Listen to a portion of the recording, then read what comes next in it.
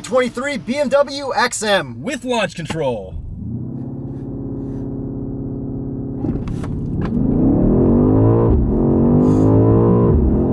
God, those hard shifts. Yeah.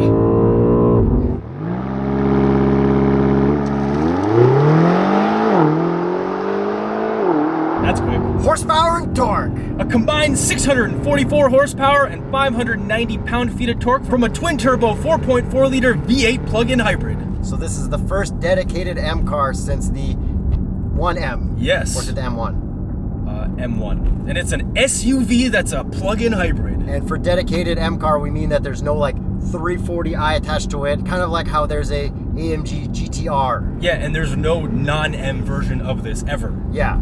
And this doesn't really have any competition, right? Technically, no, but the closest real competitors to this in terms of performance would be the Urus, the RSQ8, and that's kind of it. Maybe like an Aston Martin DBX 707. And this is kind of weird because it's like the first V8 twin-turbo hybrid plug-in. Yes, and it's also larger than all of the models I just said. And in terms of overall size in the BMW lineup, this is kind of between an X5 and an X7, so they technically could have called this an X8 because it's kind of kooky. Yeah, it's a weird thing, but I guess they wanted to have a dedicated M SUV that was like no messing around, and like if you can see how bouncy this is, you can tell. And if I floor it, well, that wasn't the best example of flooring it. Sometimes it's not the fastest, but I want to start with the looks because it is polarizing. Very polarizing. Do you want to start with the front end? Yeah, obviously. Let me get into chill mode with my M buttons. All right. Front end, the grill. Do you like it? Yeah, of course I like it. It lights up and it's like big, but it's also not like too long. Like, does it look better than the iX? I think it looks better than the iX, which is not much of a compliment, but it does look better than that. From the side, the most important thing is this one has gold all around. Yes, which carries over to basically everything else, and you can get a blackout package, but then you can also option that individually separate from the gold wheels that we have. And then we also have gold on the grills too. Yes. And I think that line is supposed to be something like the M1 had a line like that, but like, yeah, marketing. It's a cool line. I think it looks great, and I love that there's gold. You can get gold on the red, on the blue.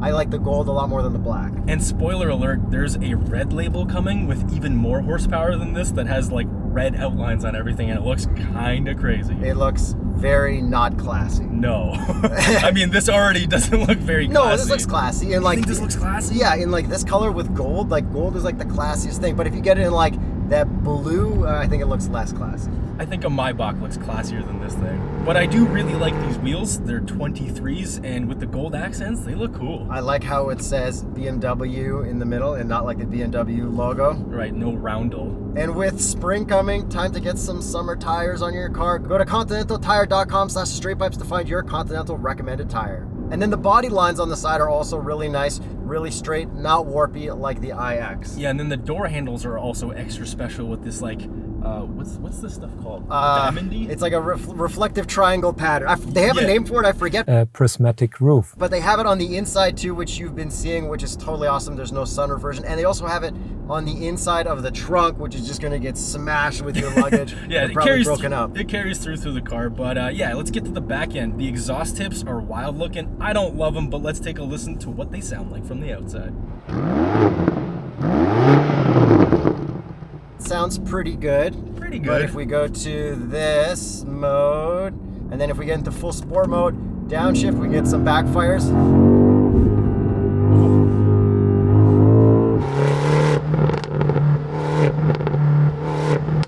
And we have our exhaust button on, which is also tied to the interior sound. Do we have pumped in audio? Yes, that's what the interior sound is. Click it. I did. That's off. Yeah. And then when you are in full electric mode, because this also does that. Let me do that for you, sir. Yeah, I definitely need as much help as possible. Electric. So no kick down pedal. And we're in full EV right now. And is that with the pumped in sound? That's with the pumped in sound on now? Yes. That was with it on. It's very faint. This is off. You can barely tell. I think they should have taken the sound mode from the i7 for the electric-y stuff to make it wah. So you actually like feel something, because It's too quiet. And apparently Hans Zimmer also composed this music as well. There was Sorry, there music, was sound. nothing. I didn't hear anything. Yeah, Hans, He took crank up the volume. He took the day off. Do you like these taillights? They're kind of cool the way that they stick out, but I don't love the back end overall. Yeah, it kind of looks like super tweezed high eyebrows. Yeah, from the 90s or something. Something like that. So overall, looks-wise, I really like it, and I'm excited to sit on the road. We got so much attention driving around Arizona for like the brief amount of time that we were driving it. Attention-wise, I will 100% give this vehicle that. They designed it for what they wanted, and they got that. Not my taste at all. Do you like it more than an EQS SUV? Yes, actually. I mean, that's not a very high bar. And then the next thing, interior, it is very, very luxurious in here for a dedicated M car. Yeah, so they have this vintage leather, which is on many of our surfaces, and then it kind of transitions to hard plastics down at the bottom, and then this suede-like material. Should we test the visors, Yuri? But wait! Visor test. 3, 2, 1. Full pass. And then this blue color to go with the vintage leather looks amazing. I love how the seats are that color in the back too, and I love how it wraps all the way around. Like, that feels so luxurious. It really does, and the quilting and all that looks really good. Like you mentioned earlier, the headliner looks wild. There is no sunroof option. There are also lights in there that are currently glowing. You can see them even better during the nighttime, and they even have like M colors at certain times as well. Yeah, the ambient lighting and everything is very cool in here. And then I love that we have matching pillows back there. Do we have enough room for tall people like you at 6'7.5"? Yes, we do, Yuri. It is ridiculously comfortable back there. The only complaint I have, no massages in the back. Yeah. Come on. And you're only 6'1.5". Yeah, well. Okay, we have massage up front too, which is cool, but is it like the best massage or like pretty alright? It's pretty alright, but at least we do have a hard button to control it, and hard buttons seem to be the theme for this vehicle because it's a real M and they kind of didn't screw it up. Yeah, we still have the command center and a normal shifter, and I guess they haven't done any of the bad X1/iX style controllers for the infotainment in an M model yet, but they have gotten rid of your 1 to 8 favorites, so you have to do like the swipe down to get to your infotainment stuff, like your drive recorder and a lot of other stuff that's kind of overwhelming. Yes, so it's iDrive 8 like we've been seeing in every other BMW. And then with this, we also have very good radar cruise, lane keep, park assist, all that kind of stuff, the backup assist, all the stuff that I like. Yes, technology is quite good in here. And then we also have a head-up display, which you get a lot of information from, but it can be confusing. And it's got a Bowers & Wilkins sound system, which is booming. Yeah, it's really good. How about trunk space? Pretty good, but the load floor is very high. Yeah, well, probably because electric. Yes, also batteries. watch CarWow to see how much trunk space exactly it has. I can't even word that correctly, but watch it. So now with the looks and interior stuff out of the way, time for Jacob to drive and talk about more power and handling and the specifics. Let's find out if this is a real M, Yuri. It is a real M. They made it and they called it an M, so it's an M. What do you know? You're just a car reviewer from Toronto. Launch control! There goes your phone.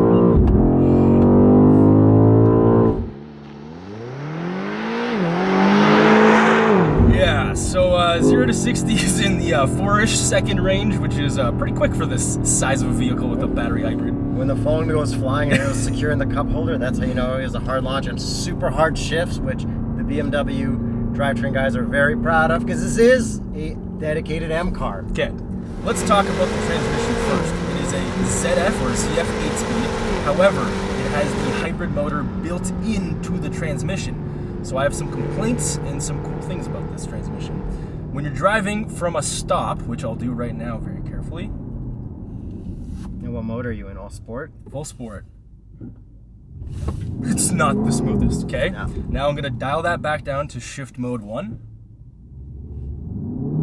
Smoother. Much better. Yeah. But if I was in full electric, just gonna dial that to full EV. As long as you don't hit the kickdown pedal, pretty smooth. Hit the kickdown pedal.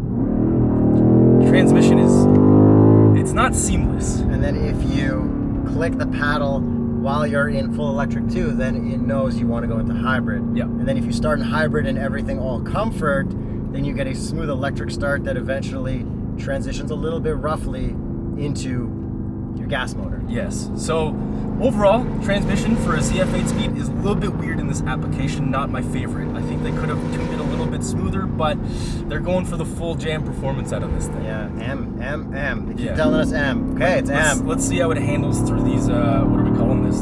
Arizona corner. Arizona corner.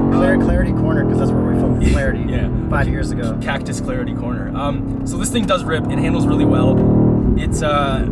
It has 48 volt active anti-roll bars, so it kind of feels like that Aston Martin DBX 707 where it's very flat and neutral. So it handles so much better than I thought it would. It does. It's got 4-wheel drive sport mode. It's got 4-wheel drive. This is obviously all-wheel drive, and then it also has 4-wheel drive sand, and these are the DSC modes because you can fully turn off the traction control system. And they also made launch control easier to get into. All you have to do is go into DSC off or MDM. So you can even launch control from electric drive mode. But the second you start doing that, it'll be an abrupt thing to get you into it, but then you go, which is good because BMWs traditionally suck at getting into launch control. It's just a lot of work. Yeah, exactly. But let's get to the driving dynamics of this because we actually talked to the driving dynamics engineer. He's very proud of his work, and he actually should be. The only thing that I don't like about how it drives is the suspension stiffness. Considering the price of this, people are going to be mostly driving this on the road and to work and whatever. It's a little bit too stiff, like almost a lot bit too stiff. Yeah, it would be nice if they could add more mode to make it softer, but it is a dedicated M car. I know. It does have adaptive suspension. It is not air suspension, and I'm talking about the softest mode still being not the most comfortable. But it's also not the worst. It's not the worst. It's not like you're driving a 370Z Nismo. And that could also be attributed to these 23-inch wheels, which, again, it kind of makes sense. And the engine, pretty quick, but not as quick as we both expected. For their power number. Yeah, there are times where you're like, where's all that money I put into this car? Why am I going fast? And it's like, is the hybrid motor adding power right now, or is it not? Like, there's moments where you feel like you're only getting the twin turbo V8. And in terms of daily driving, this is a plug-in hybrid. Back home, we'd get a green plate. You can go up to 50 kilometers on pure EV, which is pretty sick. And that's based off what rating? The NRCan, which is the official Canadian rating. Because the WLTP cycle is like 80-something kilometers in Europe. So if you watch Matt Watson's video, you're like, wait, what's with the number? And we're in America right now. It says 22 miles, and that's just over half. And your launch controls will still be pretty much full power until you pretty much fully run out of electric battery. Yeah, and then if you hit your M hybrid, you can also change hybrid electric in e-control, and e-control will hold the amount of charge that you currently have, / kind of help you build it. But there's no mode to really help you build it unless you're just going downhill. It's not like old ones where you could just click it on like charge battery or like in a Pacifica or whatever. But the overall combined rating of the whole system is 5.1 liters per 100 kilometers, which is insanely good. We obviously haven't been getting close to that driving like a bunch of idiots, but it is still really good considering it's a twin turbo V8. Okay, a couple quick tests we forgot. Cup holders, heated and cooled. They'll fit a small cup just fine. And then floor mats. TuxMat doesn't have floor mats for this yet because it just came out. The car literally is coming out right now as this video goes live. So check out tuxmat.com/straightpipes to find the perfect floor mat for your vehicle. They got lots of BMW mats. And the good thing about this being a real M is that we still have this kind of traditional console. We got the normal style shifter. We have our setup M mode and M hybrid buttons. And then our steering wheel is also very normal. We've got our carbon fiber paddles, similar to what's on the M3, M4. Yeah, it's really nice. It's nice that it's still normal-ish compared to future BMWs, which I know I don't like. Yes. So I'm going to put this into full manual mode, downshift with these lovely paddles, and you get shift lights in full manual mode. And it will not automatically upshift.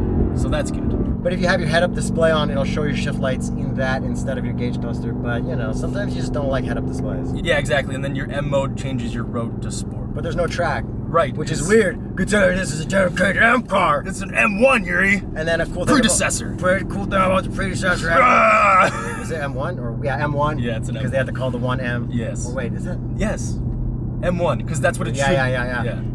They show a M1 in the gauge cluster for your tire pressures. Whoa, what a sneak move by some BMW engineer there. So I feel like that's pretty much everything with this brand new M car. Should we get to the price? Holy crap, is it a lot of money? Sorry, dedicated M car. Let's get to the price. It starts at $220,000. Canadian.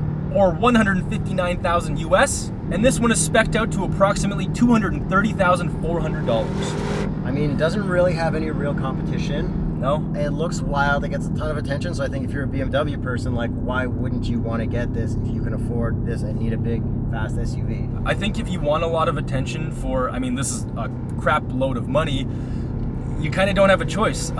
between this and an Urus, I would kind of look at both. I would definitely look at this thing because it's huge, imposing, and the freaking grill lights up. Should you take this over an Alpina? No, I mean, I think that looks way Alpinas are better. so cool. Yeah, I mean, I don't think this looks good. I just think it gets attention. That's not a good thing. I think it looks great with like the light up grill, the gold stuff. I think the styling is excellent. The wheels are amazing. Like the styling is 10 out of 10 for me. Compared to an iX, I will agree. That's as far as I'm going with this. So let us know what you guys think of the XM. If you're looking to buy one, hit up tsp.truecar.com or any other BMW because not everyone's looking for this car. Thanks for watching. We'll see you at the next video.